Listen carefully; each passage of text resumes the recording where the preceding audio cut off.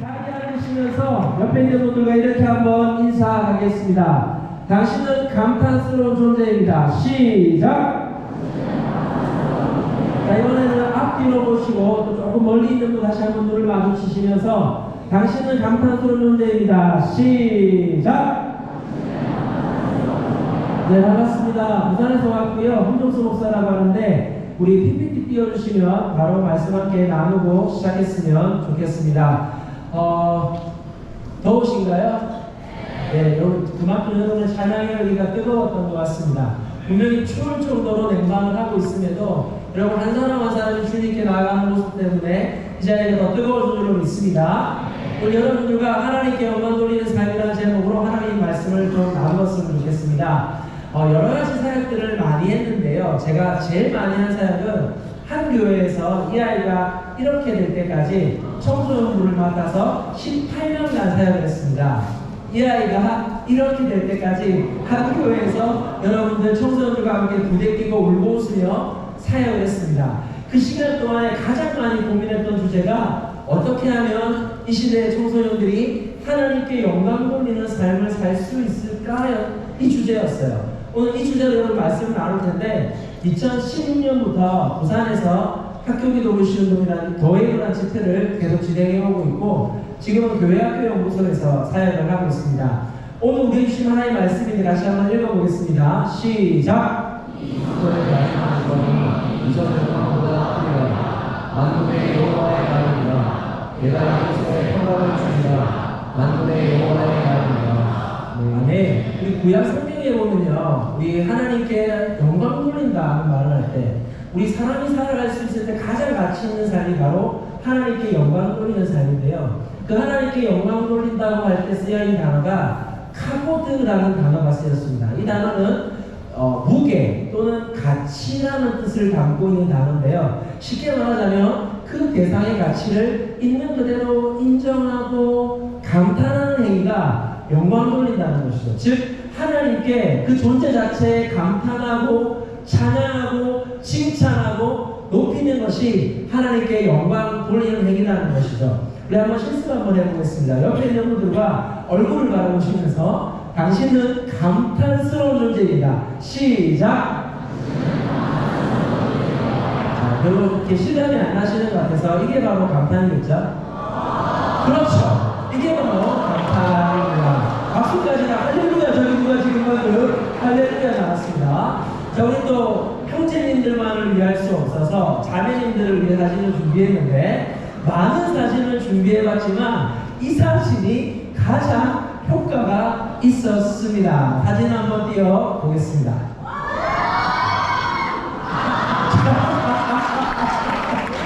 자, 여러분 지금 이 모습이 바로 감탄하는 표정인데요. 다시 한번 그 표정 그대로 옆에 있는 분들과 인사하겠습니다. 당신은 감탄스러운 존재입니다. 시작!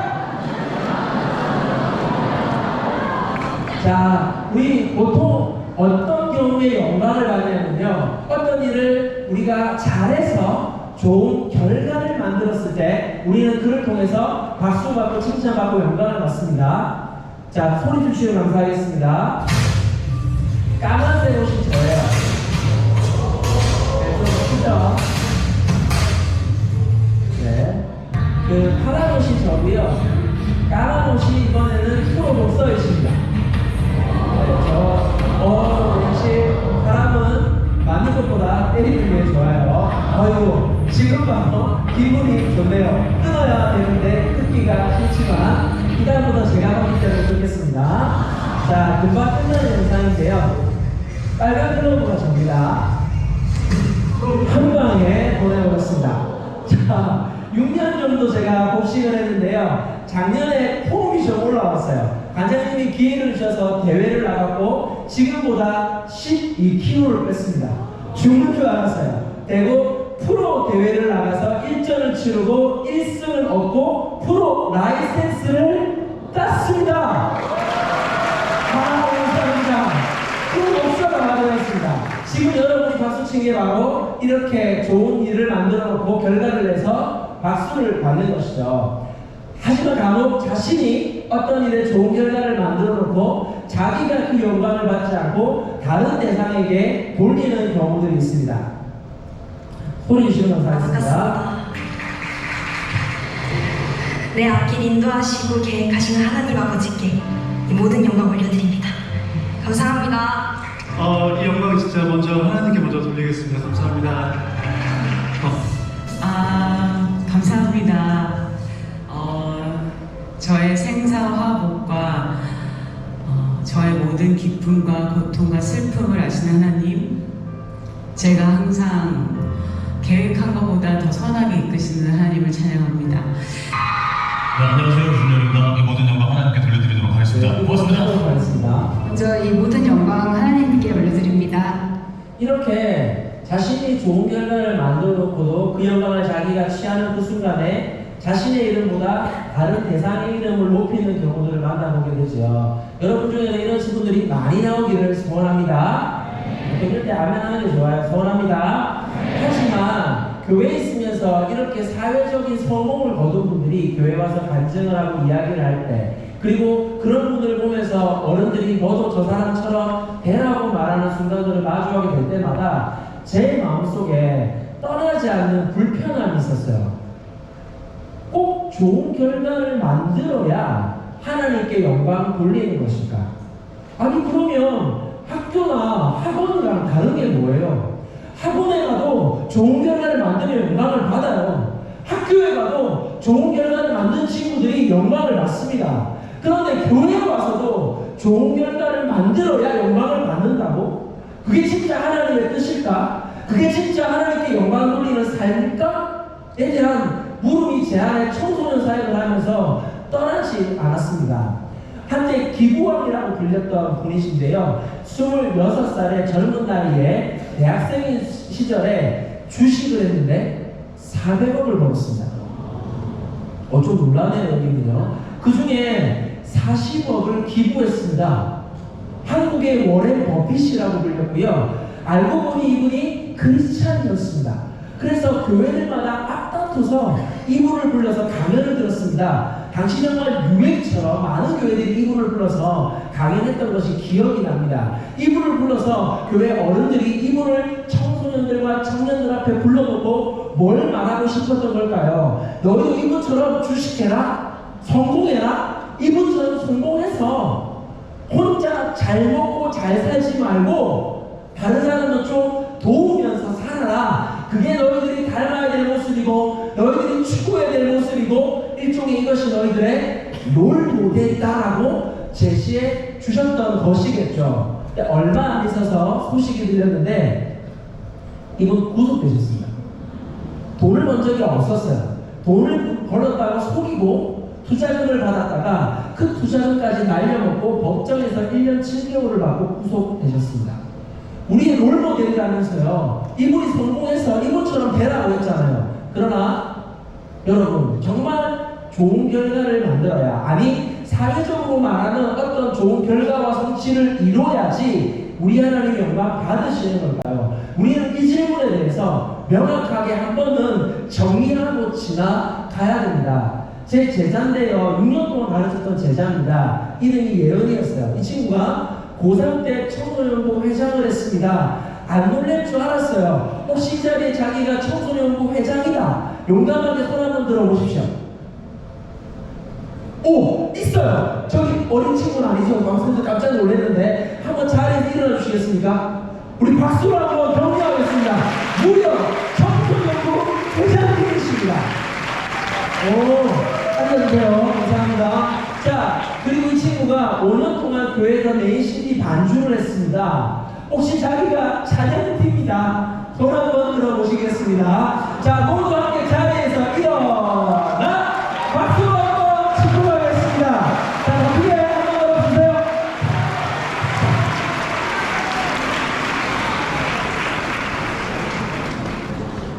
자, 이 친구가 그리고 52주 리더 제자훈련을 4년 동안 수료했었습니다. 매주 금요철을 빠지지 않고 나왔었고요. 인문계를 다니고 있었는데 고3이 되니까 자기가 공부를 좀 하다 보니까 영성이 떨어지더랍니다. 그래서 수요일까지 매주 나오는 친구였습니다. 인문계 학생이었는데 자, 이 친구 공부를 잘했을까요? 잘했을까요? 잘했습니다. 전교 1등이었습니다. 학원을 안 다녔습니다. 자, 제가 입시 컨설팅을 하고 있는데요. 같이 썼던 자소서입니다.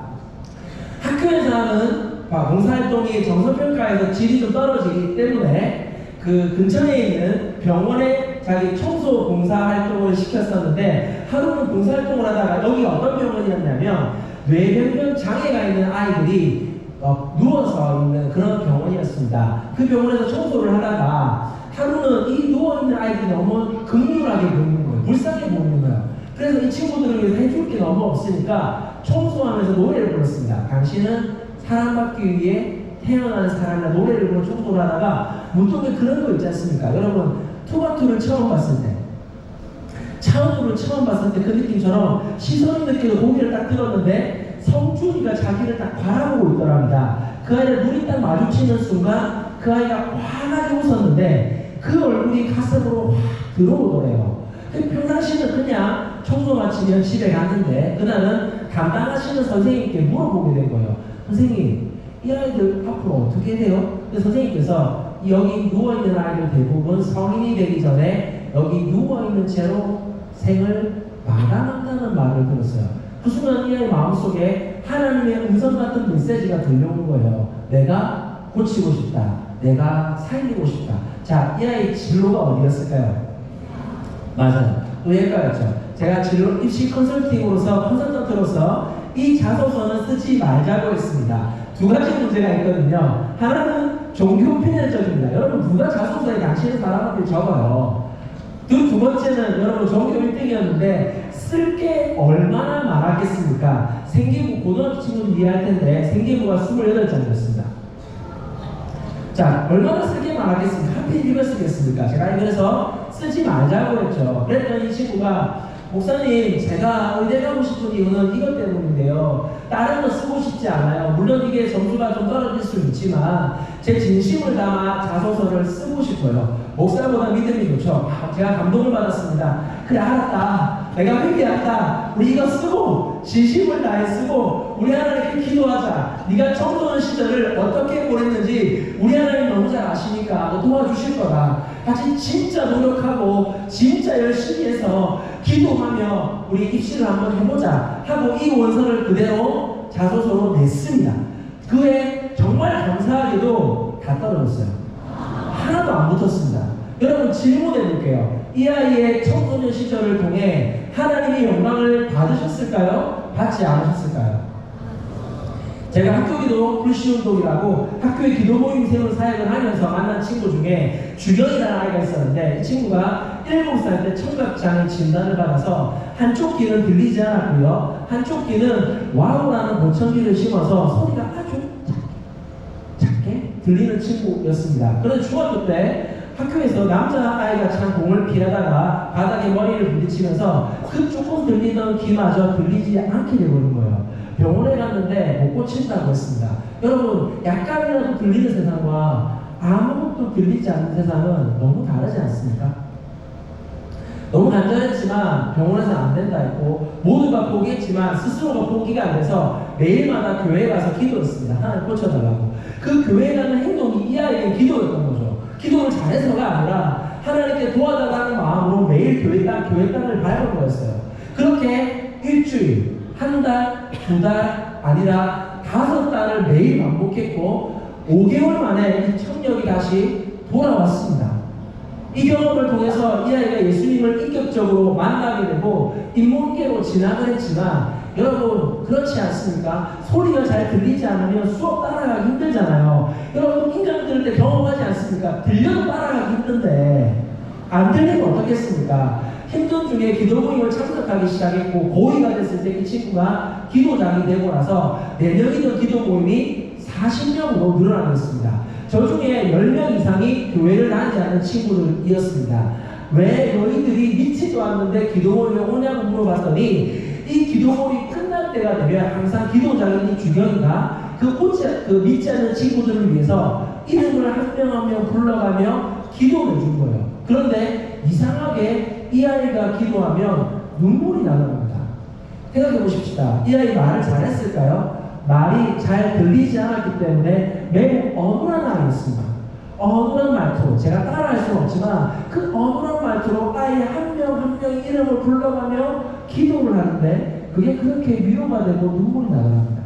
이 아이를 통해 회심했던 친구들이 많았습니다. 여러분, 이 아이가 지금은 이게 3년 전인데 지금은 뭐하고 있을까요? 졸업을 했겠죠. 뭐하고 있을까요? 진학을 포기하고 헤어 디자이너가 되는 길을 준비하고 있습니다. 진학을 포기했어요.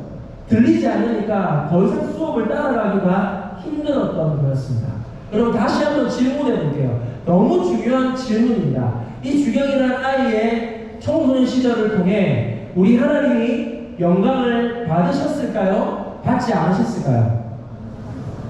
우리는 이 질문에 답해 보아야 합니다. 우리 수많은 말들 들으며 살아가거든요. 중1 때 2학기 중간 기말 성적이 대학을 자원한다. 혹시 이 자리에 중1이 있습니까? 중1이에요. 우리 중1 중 박수 한번 드리겠습니다. 자, 그리고 중2 되면 아직 늦지 않았다 그러죠? 중2 손 한번 들어보십시다. 자, 우리 위로의 박수. 위로의 박수. 여러분, 특히 정말 지금 가장 불쌍한 시절을 보내고 있는 중3들, 아직 늦지 않았다면 이번이 마지막 기회라고 하면 우리 중3들 손 한번 들어봅시다. 자, 우리 박수 한번 드리겠습니다. 우리가 중3은 아닌데 중3이군요. 자, 그러나 더 밑줄이 계시죠? 고1. 자, 우리 고1 친구들 손 한번 들어보겠습니다. 박수로 위로하겠습니다. 자, 이제 고1, 고3은 손 들지 마세요. 손 들 힘도 없어. 그저 우리 그들을 생각하며 박수로 위로하겠습니다. 교회가 비슷한 말들을 들어요. 학생은 공부하는 게 사명이다. 엄마가 기도하고 교회 섬기면 된다. 교회 섬기면 대학 가서 해도 된다. 진리 있는 그리스도인이 되어야 쓰임 받는다. 진짜 저만 하는 어머니 아버지들은요, 정말 사명이 중요해서 여러분들이 쓰임 받기 원해서 저 말을 하시는 거거든요. 근데 제가 저 말을 들은 아이를 불러놓고 10몇 년 있으면서 물어봤어요. 니들 어른들이 저 말하면 네 귀에는 어떻게 해석이 되라고 그러더니 그러니까 공부나 열심히 해. 여러분, 사람도 지금 여러분에게 끊임없이 메시지를 주고 있습니다.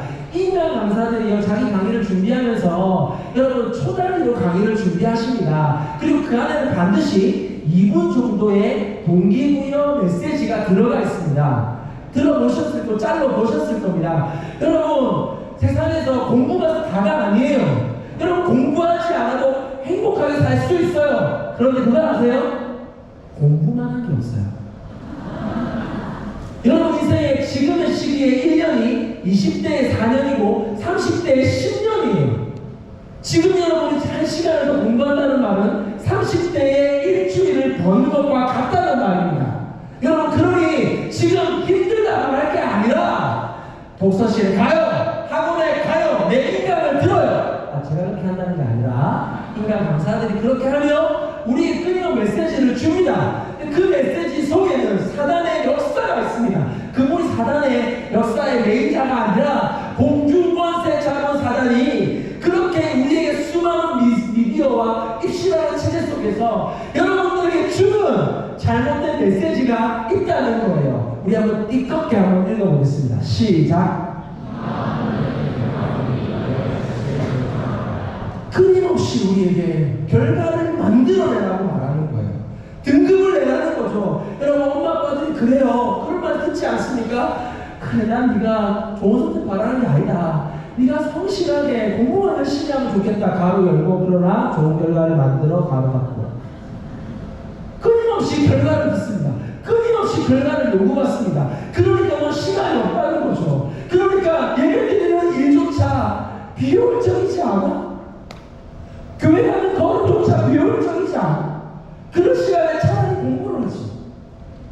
끊임없이 네가 만드는 결과물이 너의 가치를 결정할 거라고 말하며 주님 예배당에 와서 주님 찬양하고 예배하고 주님 노래하는 일조차 무슨 효용성이 있냐고 우리에게 끊임없이 말합니다.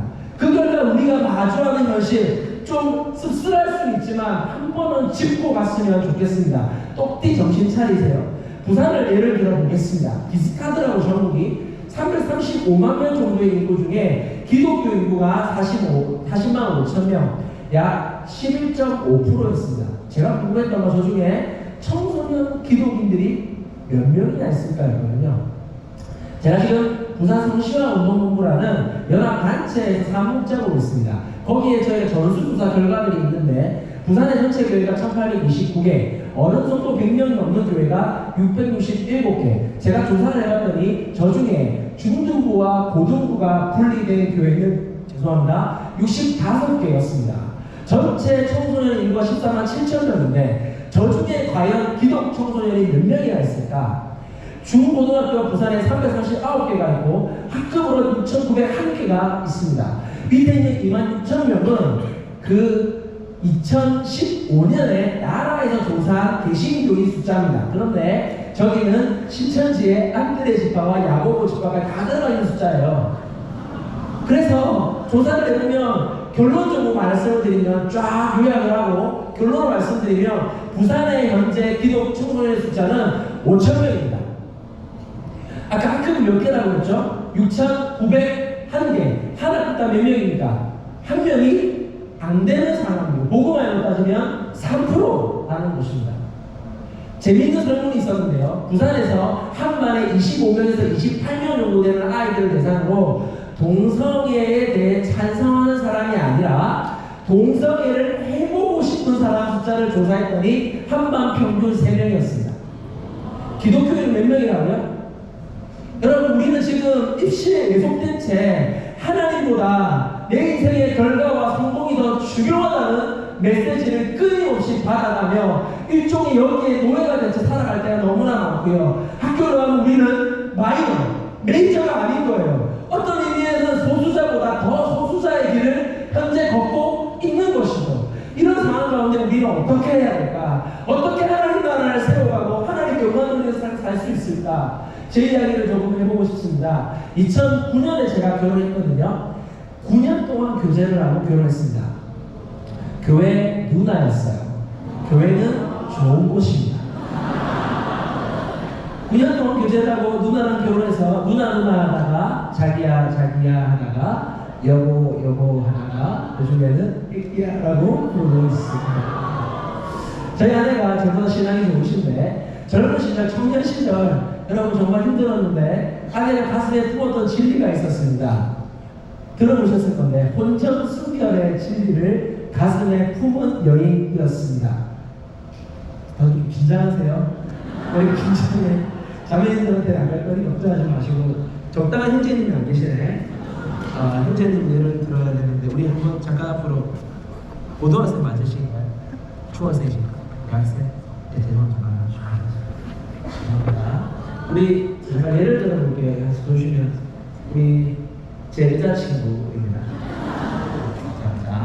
자, 보통 손 한번 잡으면 되는데요. 앉아서.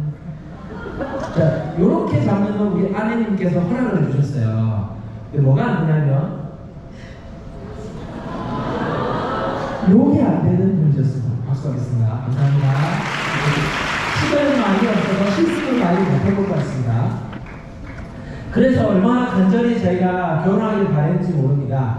그리고 우리 어떤 꿈을 가졌냐면 저도 고1 때 처음 교회 다녔고 아내도 고1 때 처음 교회 다녔기 때문에 모태신앙, 우리 모태신앙 손 한번 들어볼까요? 손 내리세요. 너무 많네. 모태신앙인 아이를 낳고 싶었어요. 교회에서 그 아이가 유아세례 받고 천일배될 때 축복받는 게 너무 사모함이 되는 거야. 그 심지어 우리는 뭘 못해? 본질 성결을 지키는 상황이야.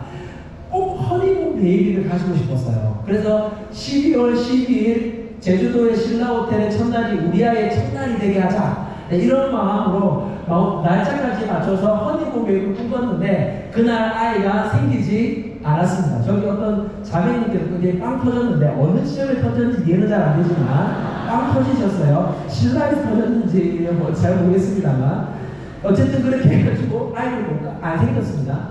그리고 빨리 아이를 가지고 싶었는데 한 달, 두 달, 1년이 지나고 2년이 지나고 3년이 지나고 4년이 지났는데도 아이가 생기지 않았습니다. 그래서 이제 갑자기 아내가 배가 아프다는 거예요. 병원에 갔더니 자궁유착이라고 난자가 배출되지 않는 이제 농상태였습니다. 지금부터 얘기는 시국음이라서 우리 애기들은 들으면 안 되는데 대충 알아듣겠죠? 그래서 이제 아기를 못 가지는 몸이라서 전신 마취를 하고 다시 수술을 받았습니다. 의사 선생님께서 뭐라고 하셨냐면 앞으로 수술 후에 6개월 안에 아이를 가지지 않으면 이제 아이를 갖기 못 가진다고 하셨습니다. 힘들다가 아니라 못 가진다고 하셨습니다. 정말 이제 6개월 동안 이제 그 아이를 가져야 되니까 진짜 열심히 했습니다. 오해하지 마시고 정말 열심히 노력을 했습니다. 노력을 해서 한 달 지나고 2달, 3달, 4달이 지났는데 아이가 안 생기는 거예요.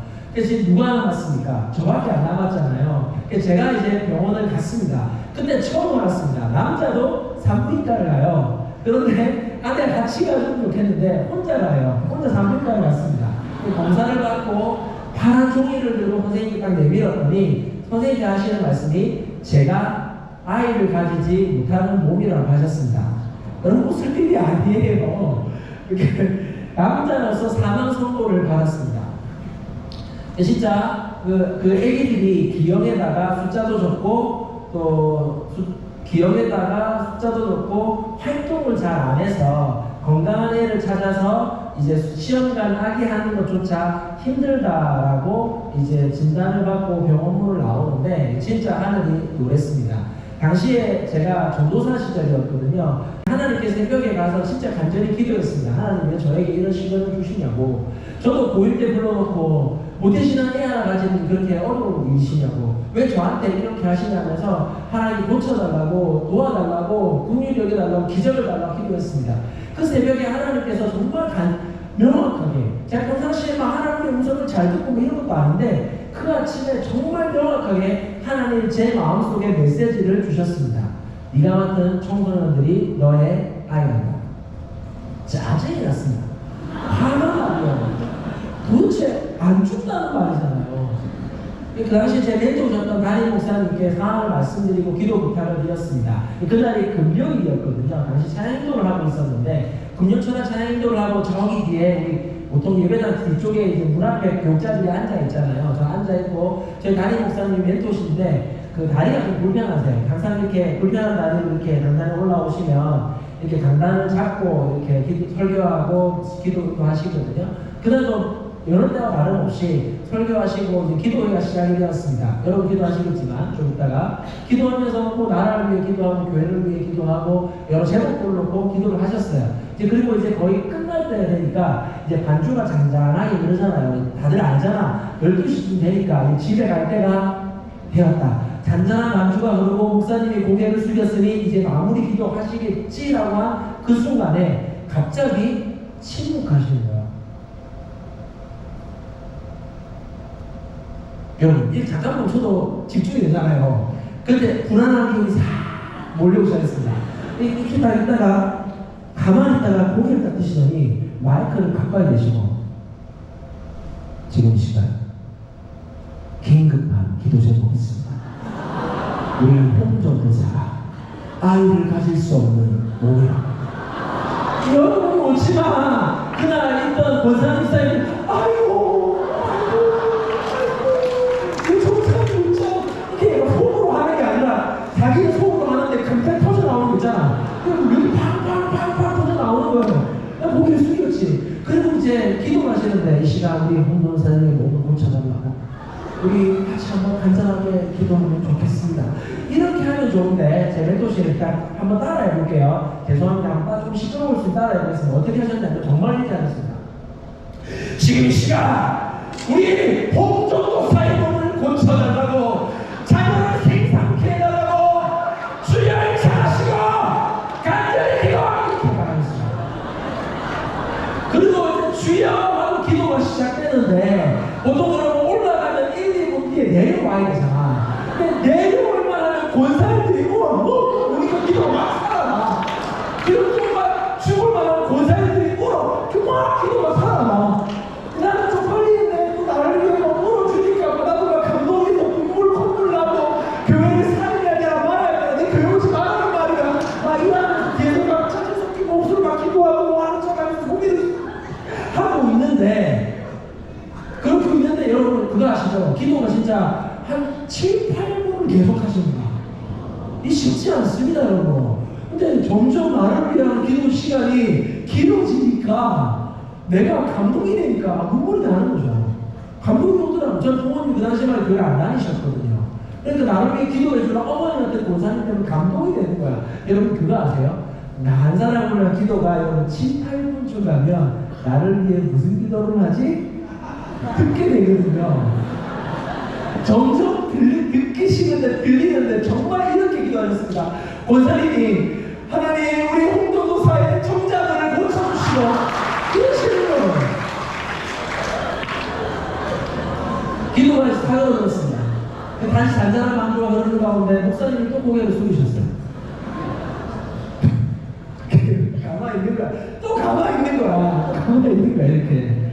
또 집중될 때 고개가 드시면 진짜 진지하다고 말을 안 하고 이렇게 하셨어요. 같이 나오라는 거야. 그 잔잔한 만주 가운데 걸어나가서 안수기도를 받았습니다. 그날은 보통 교육자들이 집에 가기 전에 인사하고 집에 가는데 그날은 바로 집에 갔습니다.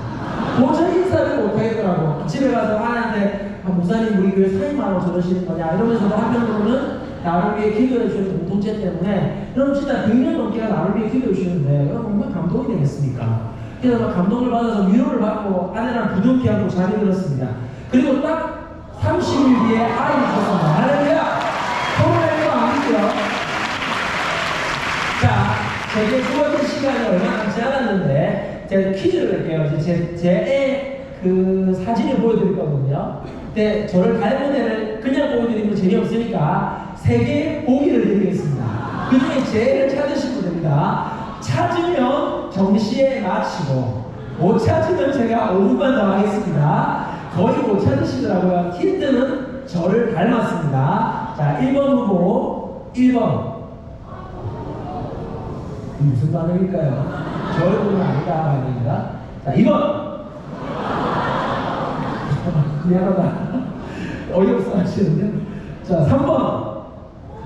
자, 여러분 의논하지 마세요. 회의하지 마시고, 논의하지 마시고, 동시에 외쳐주셔서 가장 큰 목소리를 여기에 답으로 듣겠습니다. 저 정말 가는 분마다 이 문제에 대해서 맞추면 정시에 끝냈고, 틀리면 정말로 5분 더 했어요. 자, 준비 동시에 외쳐주세요. 하나, 둘, 셋!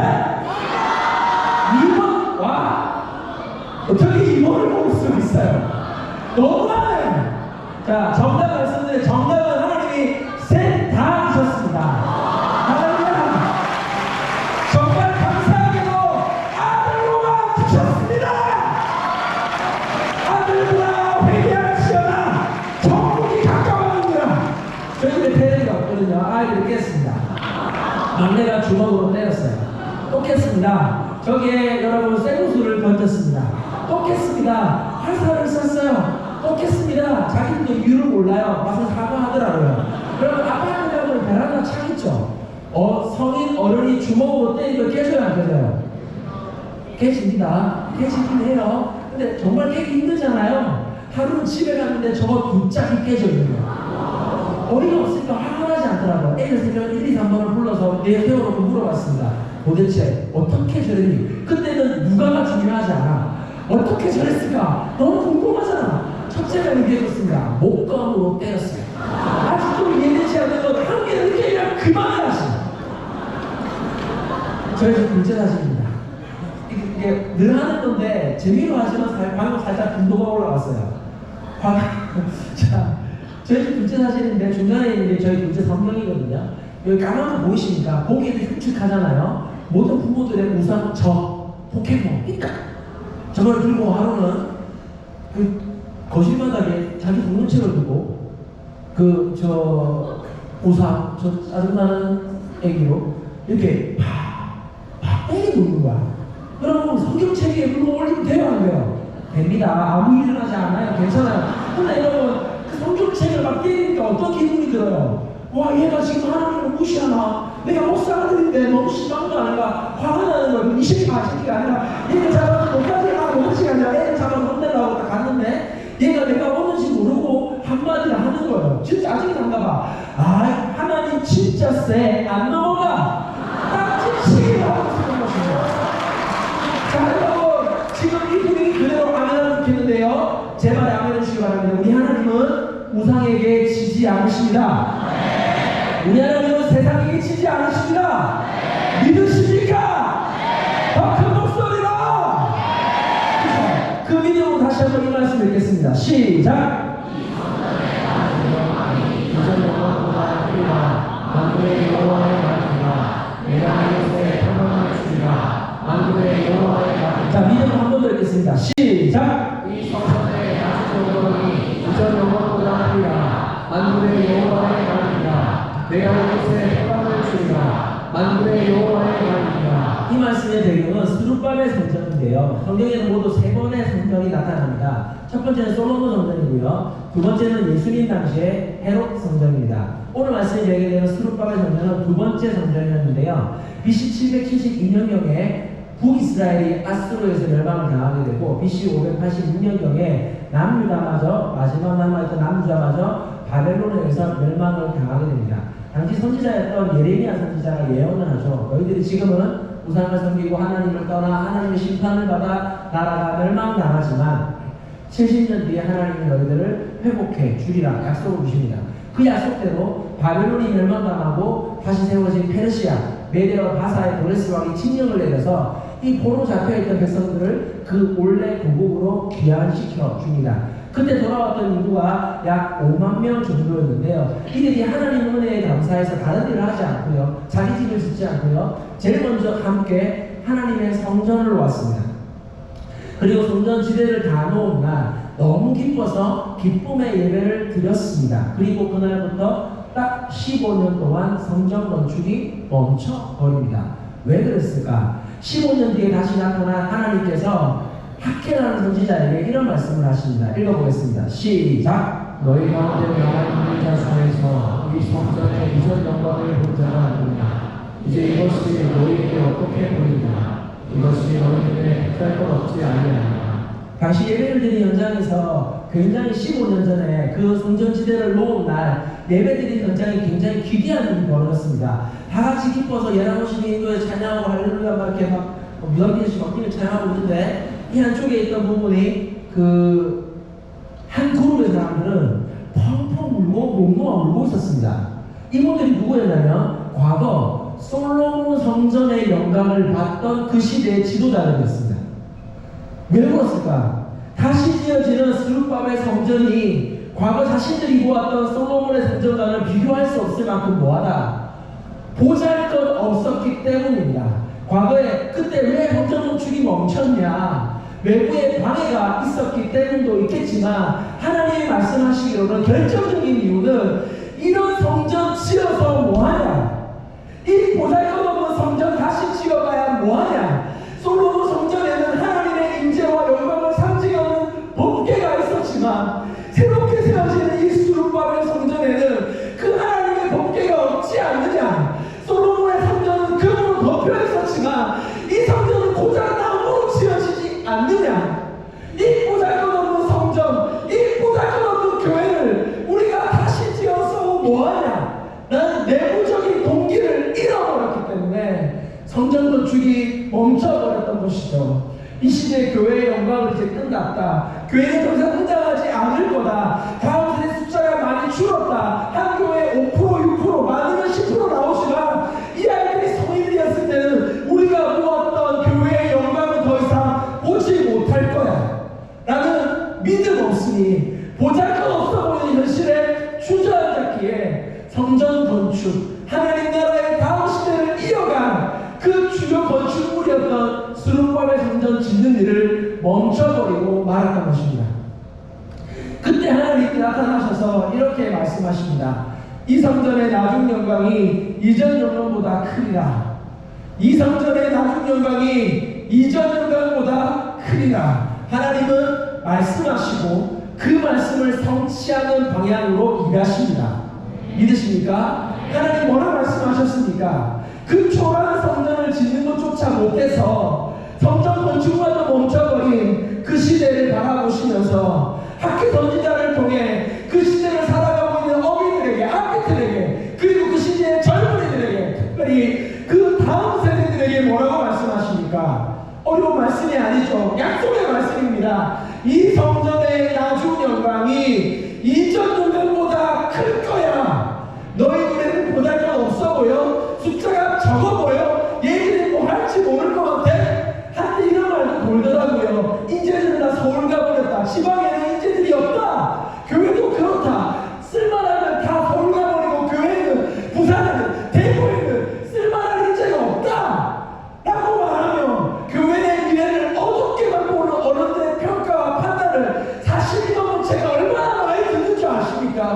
그 말을 들을 때마다 일리가 있어 그들에게 말하지 못하지만 제 마음속에 반복되는 말씀이 이 말씀입니다. 이 성경의 나중 영광이 이전 영광보다 크리라.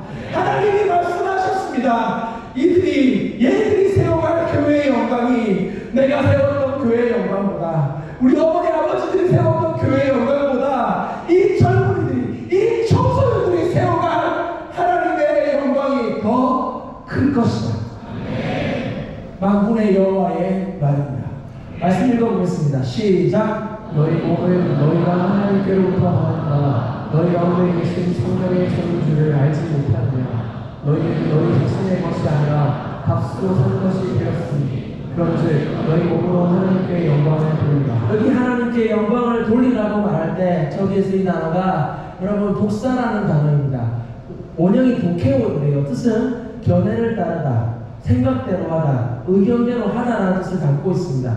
바울이 했던 말인데, 바울이 말한 바 하나님께 영광 돌리는 삶은 결과가 아니라 과정이라는 것이죠. 하나님은 우리 인생의 결과를 책임져 주십니다. 하나님은 그렇기 때문에 우리 인생의 결과에 관심이 없으십니다. 때로는 하나님 말씀대로 살았기 때문에 좋은 결과가 나올 때도 있지만, 때로는 하나님 말씀대로 살았기 때문에 실패할 수 있습니다. 하지만 우리가 믿는 것은 하나님께서는 우리 삶을 반드시 선한 길로 인도해 주실 거야. 우리 살아계신 하나님은, 나를 살아가신 하나님은, 시편 23편에 선한 목자되신 하나님은 내 인생의 진정으로 그 선하심과 인자하심으로 내 삶을 이끌어 주셔서 반드시 선한 길로 이끌어 주셔서 좋은 결과를 만들어 주실 것을 믿고, 그 모든 결과를 주님께 맡겨드리고 오늘 하루의 과정을 학교이든 캠퍼스든 교회이든 가정이든 내게 주어진 그곳에서 하나님 말씀대로 살기 위해, 그분의 견해를 따르기 위해 발버둥치는 오늘이 하나님께 영광 돌리는 행위라는 것입니다. 여러분, 하나님께 영광 돌리는 삶이란 어떤 미래적인 행위로서 주께 드려지는 것이 아니라 오늘 이 자리, 지금 이곳에서 드려지는 현재의 행위입니다. 어떤 분의 결과를 열심히 준비해서 열심히 노력해서 그 결과로 주님께 영광을 돌려야지. 아니에요. 하나님께 영광을 돌린다는 말의 정확한 정의는 지금 여기 이 자리 현재라는 것입니다. 여러분, 하나님께 영광 돌리고 싶습니까? 오늘 이 주어진 지금 이 자리에서 온전한 예배를 드리십시오. 그리고 여러분 주어진 그 과정에서, 학교에서, 그곳에서 주님을 예배하십시오. 그 현재적인 행위가 하나님께 영광을 돌리게 될 것입니다.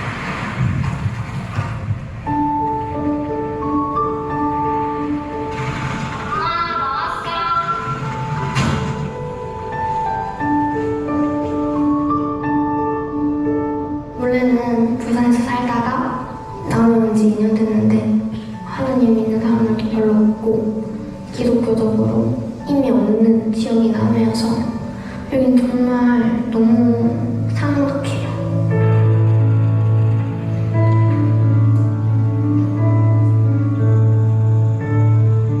수업 시간에 세상에 제일 불쌍한 사람은 하나님 있는 사람다 이러는 거예요. 하나님이 뭐 마리아를 강간해서 예수님 생긴 거다 이렇게 말씀하시는 거예요. 그래서 그걸 듣고 우리가 왜 그런 말을, 그런 일을 해? 또 다들 가만히 있는 게 너무 화가 나는 거예요. 제가 교회 다니는 것을 숨기고 싶었어요. 숨기고는 약간 좀 죄책감? 그런 게 있었는데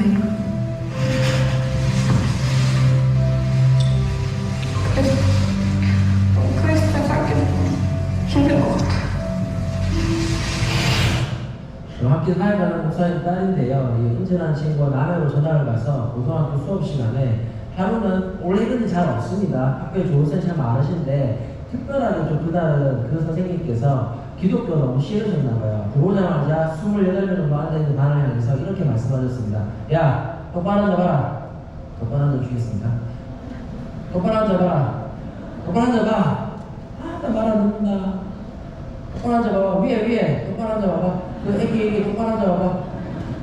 제가 아니고 그 선생님이, 저는 아니고, 저는 예의 많은 사람입니다. 그리고 나서 이제 물어보신 거예요. 야, 너희들 중에 교회 다니는 사람 있나? 손 한번 들어봐. 교회 안 다니세요? 교회 안 다녀? 다 사일이야? 신천지야? 자, 혼내주시고 이렇게 한 다음에 그날 7명이 흔들었거든요. 그 자리에서 맞죠? 7명이 흔들어서 야, 이거들은 진짜 미쳤다. 어떻게 그 사생활을 믿을 수가 있노? 이러면서 40분을 넘게 기도 교육을 하신 거예요. 이분도 배운 분이죠. 교회를 욕을 40분 하려면 배워야 됩니다. 그렇게 욕을 하고 나서 나가시다가 돌아와서 야, 잠깐만. 야, 혹시 내 말이 틀렸다고 생각하고 손 들어봐. 눈치 빠르면 손 들고 있습니다. 힘내주세요. 우리 기도 우리 준비 좀 부탁드리겠습니다. 그러고 나서 그 자리에 있던 질문했는데 아무도 손을 안 들었어요. 그래서 선생님이 나가고 난리가 난 거예요. 야, 니는 왜 손 안 들었노? 니는 왜 손 안 들었노? 니는 왜 손 안 들었노? 이렇게 서로가 묻는데 그 뒤쪽에 나왔던 친구 영상에서 뭐라고 했냐면 진로 분야 선생님이셨거든요. 저 선생님이 우리 생기부 적어주시잖아 라고 한 거예요. 화가 났던 이 친구 울면서 집에 가서 아버지 목사님 이 얘기를 했고 아버지 목사님 그 다음날 바로 학교를 찾아오셔서 교무실을 패싱하고 훈련실로 가셨습니다. 알고 보니 그 교장선생님께서 장로님이셨어요. 그래서 장로님이 나서주셔가지고 그 선생님은 원래 교회 학교는 종교 편향 발언을 하면 안 되는 곳입니다. 어떤 종교든 간에 이 부장님께서 오셔서 공개적으로 수업 시간에 사과를 하시면서 일이 일단락됐으면 좋겠지만 뭐가 남았어요? 뭐하지 못했다는 손 들어야 될 순간에 하나님 앞에 그 손 하나 들지 못했다. 여러분 손 한번 들어보실래요? 내려보실래요? 손 한번 들어보실래요? 내려보실래요? 어려워요? 그걸 못했다는 죄책감이 남은 거예요. 그 아이들이 누가 시킨 것도 아닌데 저도 안 시켰지만 시키지 그 아이들이 그날부터 학교에서 기도 모임을 시작했습니다. 여러분 저희 이렇게 집회 때 이 아이들이 와서 그 얘기를 간증으로 나눴고 그 얘기를 들은 친구들이 그 해에 다음에 한 학기 만에 17개 학교 중에 11개 학교에 기도 모임을 만들었습니다. 이 애 동생이 성교거든요. 참 하기 힘든 일입니다. 그죠? 성교였어요. 성교가 뭐랬냐면 나도 우리 학교에 기도 모임 만들래 해가지고 초등학교에 기도 모임 만들었습니다. 그래가지고 매주마다 20명씩 모였어요. 제가 하고 있는 게 이제 도웨이브 집회잖아요. 부산도 하고 있는데 여러 지역들이 하고 있습니다. 학교에서 그리스도인을 당당한 사람 다음 세대를 기르고 학교 안 학생을 지역교회하고 이끌고 다음 세대 시대 강자를 주기 위한 집회고요. 이게 1대 사진이고요. 그동안 있어왔던 이제 집회 포스터들입니다. 많이 했죠. 이게 2024년 3월 우리 예라모시를 같이 했던 부산의 집회였는데요. 그 5,000명 중에 2,000명이 왔던 집회였습니다. 안 놀랄 줄 알았는데 진짜 아무도 안 놀라시네요. 왔던 집회였어요. 저희가 2016년에 부산 양산 라면 창원에 했었고 올해 저희가 지금 9개 지역 14번 하고 있고 내년에 충주, 거제, 춘천에서도 다시 진행될 예정으로 있습니다. 자, 이게 대전 사진이고요. 이게 제주도고요. 이게 평택입니다. 그리고 저희 이제 부산 웨이브 포스터고요. 이건 제주도 포스터고요. 이건 원주. 오늘 원주에서 오셨더라고요. 원주에 여기까지 오셨어요. 제일 멀리 오신 게 아니실 건데 저 앉아서 깜짝 놀랐습니다. 네. 여기 또 제가 집회를 하면서 뭘 하냐면요. 저희가 하는 학교 기도부 시험도 기본적으로 학생 자가운동입니다. 그래서 학생들이 자기 학교 기도 모임을 홍보하고 자랑할 수 있도록 부스를 설치하게 되는데 그 부스가 제가 모이거든요. 저희도 많이 놀랐어요. 자세히 들어보시면 대도로 이러고 있어요. 그 중에 작년 9월 달에 기도 모임을 결단했던 이제 학교가 있었는데 처음에 그 기도 모임 시작하니까 4명이 모였거든요. 그리고 나서 그 해가 가기 전에 9명이 됐습니다. 그리고 올해 2024년에 3월 달에 자기 학교 부스를 만들어서 저희 집회 때 홍보를 했어요. 그리고 그 다음 주에 학교에 왔는데 39명이 모였습니다. 할렐루야 한 거죠. 그 다음 주에 한 명이 더 왔어요. 교감 선생님이 왔어요. 그리고 와가지고 너희들 불법이야, 사조직이야, 그만 모여 이러신 거예요. 애들이 난리가 났습니다. 불법 아닙니다, 여러분. 우리의 기도는 세상이 막을 수 없습니다. 법적으로도 막을 수 없어요. 불법이 아닙니다. 그런데 오셔서 모이지 말라고 얘기하신 거죠. 그래서 건물 안에서 못 모이게 하신 겁니다. 그리고 어떤 일까지 있었냐면 이 동생님 중에 한 분이 기도 모임에 나오는 친구 중에 일부 아이들이 동아리 활동을 하고 있었는데 그 동아리 친구들한테 너희들 기도 모임 가면 동아리에서 자른다 그러신 거예요. 이게 왜 문제가 되냐면 그 중에 한 명이 전교 1등이었습니다. 여러분 종합전형을 쓰는데 전교 1등이 동아리라니 공란이 되면 어떻게 되겠어요? 치명적일 수 있습니다. 종합전형에서. 맞죠? 웃고 있는 친구. 맞죠? 네. 그런 상황에서까지 더하게 돼서 이 아이들이 토요일날 근처에 있는 도와주는 교회에 모였어요. 여러분 우리 성경을 좀 배워야 됩니다. 그래서 성경 사전을 좀 알고 있는 친구가 뭐라고 했냐면 성경에 보니까 핍박받을 때 교회가 흩어져서 교회를 만들더라. 와 우리도 그렇게 하자 이래가지고 지금 인스타에 올리고 있는데 월요 모임, 화요 모임, 수요 모임, 목요 모임, 금요일 모임 쪼개서 학교에서 모이고 있습니다. 이 아이들 인스타에 남긴 글입니다. 한번 읽어보겠습니다. 시작. 그래서 기도한다. 장수는 중요하지 않습니다. 무엇도 기도하는 우리를 막을 수는 없습니다. 우리는 어디서든 기도하는 공동체입니다. 여러분 우리 한번 생각해 봅시다. 하나님께 응원 올리는 삶이란 미래의 어느 순간에 내가 무엇인가를 갖추어서 시작되는 것이 아니라 지금 여러분이 있는 그곳에서 시작되는 겁니다. 여러분의 교회가 작습니까? 여러분 있는 학교가 어렵습니까? 그곳에서 하나님의 음성에 귀를 기울였을 때 하나님께서 여러분에게 요구하시는 삶의 모습이 있습니다. 그 모습대로 살기 위해 오늘 하루 노력하고 용기 낼 때 여러분이 E든 I든 P든 J든 상관없이 그 행위를 통해 하나님은 그 순간 네가 내 말씀대로 살기 위해 오늘의 삶에 용기를 내었구나 라고 말씀하시며 여러분을 통해 영광을 받으실 것입니다. 미래를 위해 사는 것이 아니라 오늘을 사는 것이 그리스도입니다. 이것을 알았던 우리 믿음의 선진들, 선배들, 우리 어머니 아버지들은 고백했습니다. 내일 일은 잘 몰라요. 오늘 일만 안다고 하루하루 산다고 오늘 주어진 하나님 자녀로서의 삶을 학교에서 살아내시는 여러분 되시기를 소망합니다. 그리고 자리에서 한번 일어나 주실까요? 우리 이 찬양을 드리고 하나님께 한번 기도했으면 좋겠습니다. 나의 하나님, 이 찬양을 주님 앞에 올려드리면서 우리 신앙을 고백하고 우리 마음 가운데 주님 영광을 위해 살기 원하는 마음이 솟아나기를 소망합니다. 우리 함께 찬양하며 나아가겠습니다.